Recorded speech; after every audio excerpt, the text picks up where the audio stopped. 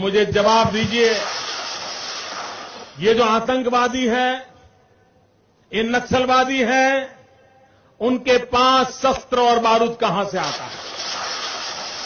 वो तो विदेश की धरती से आता है और सीमाएं संपूर्ण रूप से आपके कब्जे में है। सीमा सुरक्षा बल आपके कब्जे में है। मैंने उनको दूसरा सवाल पूछा। हमने कहा आतंकवादियों के पास धन आता है, हवाले से आता है, पूरा मनी ट्रांजैक्शन का कारोबार भारत सरकार के कब्जे में है, आरबीआई के अंडर में है, बैंकों के माध्यम से होता है। क्या प्रधानमंत्री आप इतनी निगरानी नहीं रख सकते कि ये जो धन विदेश से आकर के आतंकवादियों के पास जाता है आपके हाथ में है, आप उसको क्यों नहीं रोकते हैं?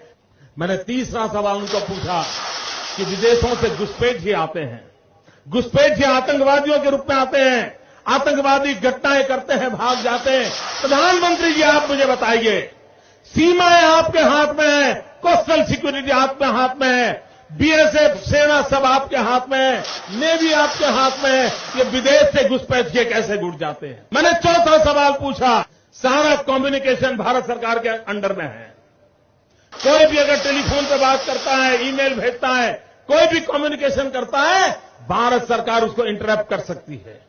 इंटरप्ट कर करके जानकारियां पा सकती है कि आतंकवादी गतिविधि के अंदर कौन सा कम्युनिकेशन चल रहा है और आप उसे रोक सकते हो। मैं पूछना चाहता हूं प्रधानमंत्री जी को, इस विषय में आपने क्या किया है? मैंने पांचवा सवाल उनको पूछा कि आप विदेशों में जो आतंकवादी भाग चुके हैं, जो लोग विदेश में बैठ करके हिंदुस्तान में आतंकवाद की घटनाएं कर रहे हैं, उनको प्रत्यारोपण के द्वारा हिंदुस्तान लाने का हमें अधिकार होता है। आपकी विदेश नीति में वो क्या ताकत है? एक बार इन पांचों चीजों पर कुछ करके दिखाइए, आतंकवाद जड़ मूल से उखड़ जाएगा। राज्यों के अधिकार हथिया करके राजनीति के करने के खेल छोड़ दीजिए। भाइयों बहनों, दिल्ली की सल्तनत के पास मेरे इन सवालों के जवाब नहीं है। दिल्ली की सरकार में वो सीना नहीं है, 46 इंच का सीना लगता है दोस्तों, तब जाकर